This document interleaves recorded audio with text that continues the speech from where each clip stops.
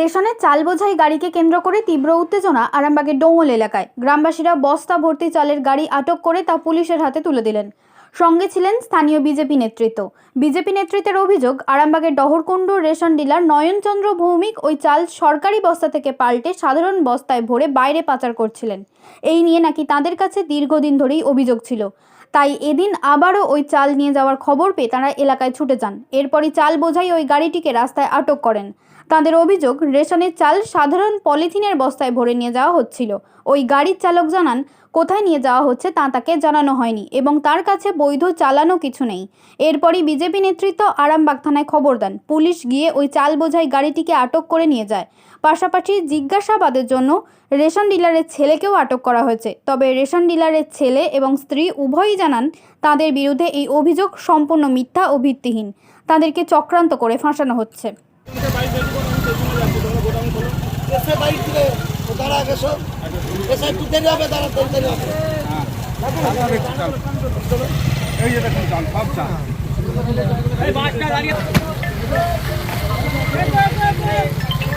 একবারে 1 নম্বর ফ্রেশ চাল, চটের বস্তা চেঞ্জ করে এই চিকের বস্তায় ভরেছে। আমরা খবর পেয়েছিলাম, এসে ধরেছি। এসে আমাদের হাতে পায়ে ধরছিল যে একটা রোফা করার জন্য, কিন্তু আমরা ভারতীয় জনতা পার্টির ছেলে, আমরা রোফার দিকে কিছু নয়। যেহেতু আমাদের রাজ্য সরকার গরিব মানুষের জন্য ভালো চাল গম দিচ্ছে, সেই ভালো জিনিসগুলো পাচার হচ্ছিল, আমরা হাতে নাতে ধরেছি। একটা সুব্যবস্থা চাই।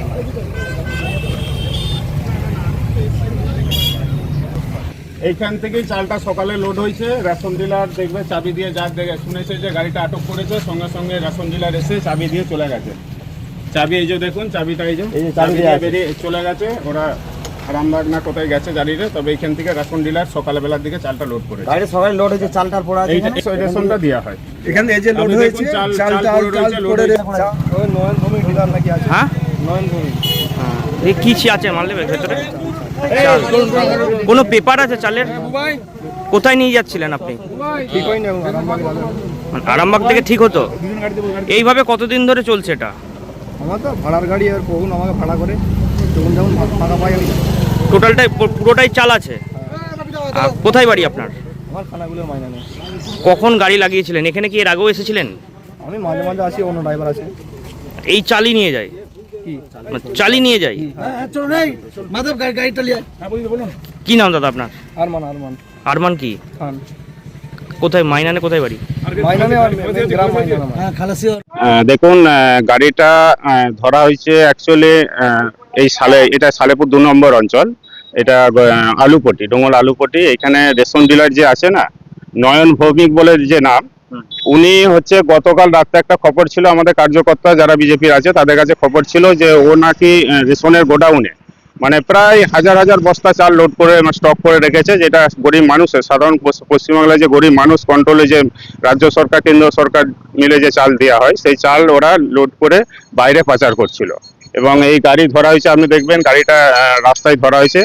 এই বস্তায় যে চাল আসছে, সেই চালটা পুরোটাই রেশন ডিলার অবৈধভাবে পাচার করছিল কোনো একটা জায়গায়। সেখানে কোনো স্থান, এখানে যে ড্রাইভার দাদাকে আমরা জিজ্ঞাসা করলাম, সে ড্রাইভার দাদা বললো যে আমরা কতুলপুরের দিকে নিয়ে যাবো। আবার একজন যে খালাসি, সে বলছে আমি বর্ধমানের দিকে নিয়ে যাবো। কিন্তু এই চালটা যে কোথায় অ্যাকচুয়ালি যাচ্ছে, রেশন ডিলার কোথায় পাঠাচ্ছে, তার কোনো তথ্য নেই।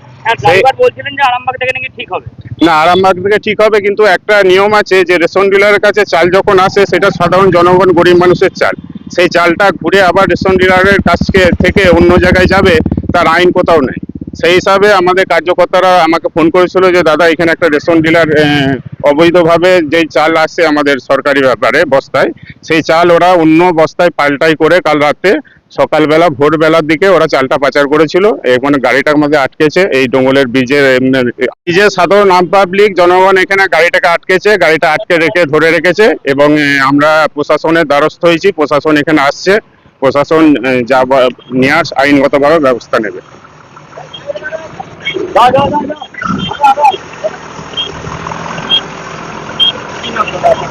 আমার নাম সুশীতল রায়, আরামবাগ 4 নম্বর মন্ডলে বিজেপি সভাপতি।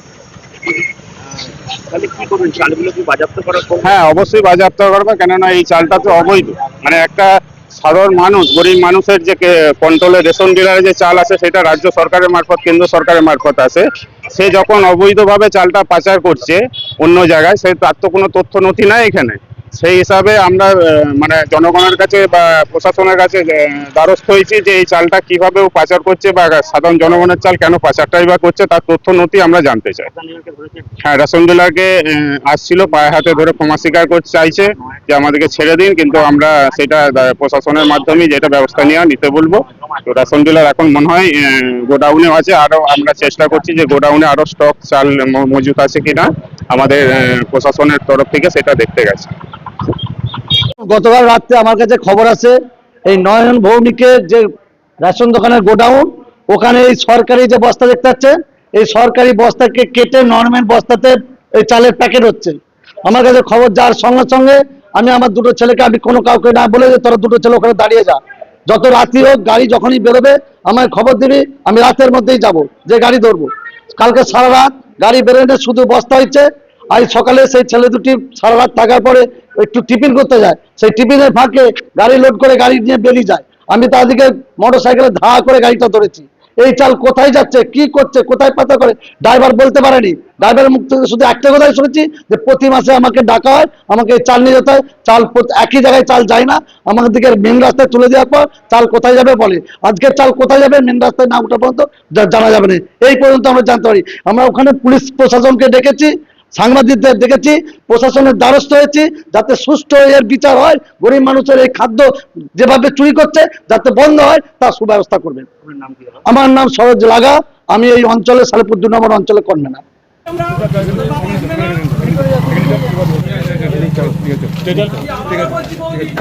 বলছি আপনাদের বিরুদ্ধে অভিযোগ উঠছে যে বেআইনি না না, এটা ভুল, পুরোটাই ভুল।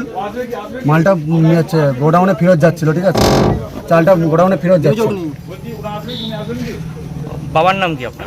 নয়নচন্দ্র বর্মন। আপনি কি ওনার ছেলে? হ্যাঁ। কি নাম আপনার দাদা? আমার নাম পলাশ বর্মন। পাচার করেনি, ও অন্য লোকের মাল দিচ্ছিল। কিন্তু ড্রাইভার বলছে কোথায় যাবে সেটা বলতে পারছে না। ড্রাইভার বলছে আমাদের আরামবাগ পর্যন্ত নিয়ে যাওয়ার কথা, তারপর কোথায় যাবে তারপর ঠিক হবে। অভিযোগটা কি মিথ্যে? হ্যাঁ, অভিযোগটা আপনার স্বামী বলুন। হ্যাঁ। কি নাম আপনার? আমার নাম মিঠুমিতা ভৌমিক। আপনার ছেলেকে তো পুলিশ তুলে নিয়ে গেল, কি বলবেন? ও পুরোপুরি মিথ্যে, এটা চাল একটা, এটা অভিযোগের সত্য নয়।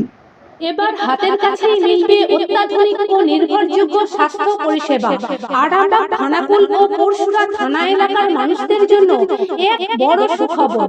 খানাকুলের সেকেন্দারপুরে গড়ে উঠেছে একটি আধুনিক ও সুসজ্জিত nursing home, Lifeline Health Care. Director Sanjay Palu. এই নার্সিং হোমে রয়েছে 24 ঘন্টা রোগী দেখানোর ও ভর্তি করার সুব্যবস্থা। সঙ্গে রয়েছে বিনামূল্যে অ্যাম্বুলেন্স পরিষেবা।